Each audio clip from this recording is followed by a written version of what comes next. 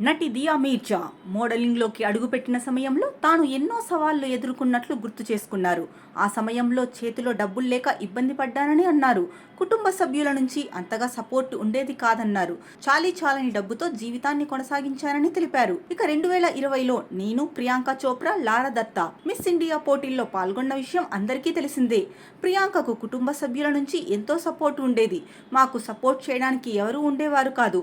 మోడలింగ్లో రాణిస్తోన్న కారణంగా అప్పటికే లారా ముంబైలో ఒక ఇరికింట్లో అద్దెకి ఉండేది. నేను ముంబై వచ్చినప్పుడు ఆమె నాకెంతో సాయంగా నిలిచింది. తన రూమ్లో ఉండేందుకు అవకాశం ఇచ్చింది. చిన్న ఇల్లే అయినప్పటికీ మేమిద్దరం సర్దుకుపోయాం. ఫ్యాషన్ షోల్లో పాల్గొని ఖరీదైన దుస్తులు ధరించినప్పటికీ ఒక్కోసారి చేతిలో చిల్లిగవ్వ ఉండేది కాదు. చాలని డబ్బుతోనే జీవితాన్ని కొనసాగించాం. కొన్నిసార్లు నూడిల్స్ తిని రోజులు గడిపాం. మా పరిస్థితిని తలుచుకొని నవ్వుకునే వాళ్ళం. ఖరీదైన దుస్తులు వేసుకున్నా తినేది మాత్రం నూడిల్స్ అనుకునే వాళ్ళమని దియా మీర్జా ఆ రోజులను గుర్తు చేసుకున్నారు.